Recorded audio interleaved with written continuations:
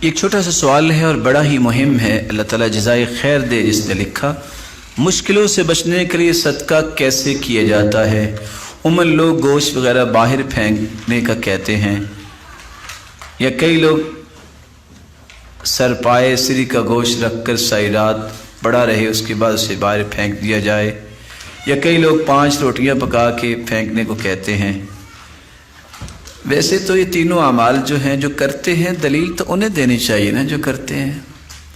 ہم تو اتنا ہی جانتے ہیں کہ آپ صدقہ جو ہے وہ کسی شکل میں بھی دے سکتے ہیں، آپ اس کے پیسے بھی دے سکتے ہیں، آپ کھانا پکا کے بھی تقسیم کر سکتے ہیں، آپ جو ہے وہ گوشت بھی تقسیم کر سکتے ہیں، آپ پہ کوئی پابندی نہیں۔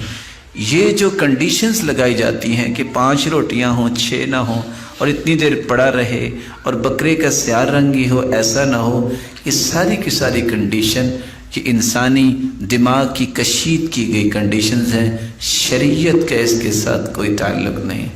اور ویسے بھی یہ کہہ دینا کہ آپ نے صدقہ کرنا ہے تو آپ باہر پھینک دو، کس کے لیے؟ یعنی انسانوں کو نہیں آپ کھلاؤ جو فقیر ہیں، جن کے پاس لقمۃ العیش نہیں، جو مسلمان بھی ہیں اور ان کے پاس کھانے کو کچھ نہیں ہے، ان کو نہ کھلاؤ اور چیلوں کو ڈال دو۔ یہ کیسی مینٹالٹی ہے؟ اور معاشرے کا فینومینا یہ بن چکا ہے، لوگوں کی باتوں کی طرف جائیں گے، دیکھیں گے جو شریعت کہہ رہی ہے اس کی طرف آئیں گے نہیں۔ شریعت کہتی ہے کہ جس شخص کا پڑوسی بھوکا سو جائے اور یہ سیر ہو کے سویا ہے، اس کا ایمان کیسا ہے؟ آپ کے معاشرے میں کتنے لوگ ہیں جن بیچاروں کے پاس کھانے کے لیے لقمہ نہیں ہے؟ ان کے گھروں میں راشن لگا دو، ان کے گھروں میں راشن بھجوا دو۔ جن لوگوں نے کرنا ہوتا ہے نا، وہ بڑے بڑے کام کرتے ہیں۔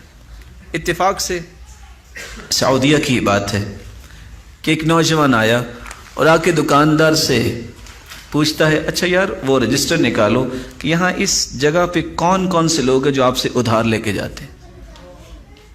اس نے کہا یہ لوگ ہیں۔ اچھا یہ کون لوگ ہیں؟ کہا کوئی یتیم ہے، کسی کا خامد فوت ہو چکا ہے اور وہ بیگان ہیں۔ کہا اچھا ایسا کرو، جتنی پیمنٹ بنتی نا مجھ سے لے لو، تو جو بھی آئے نا اس کو کہنا کہ ادائیگی ہو گئی ہے۔ جنہوں نے کام کرنے ہوتے ہیں وہ ایسے کر لیتے ہیں۔ اسی وقت ایک عورت آئی، کہا کتنے پیسے ہیں؟ کہا ادائیگی ہو چکی۔ کہا میں نے تو نہیں کی۔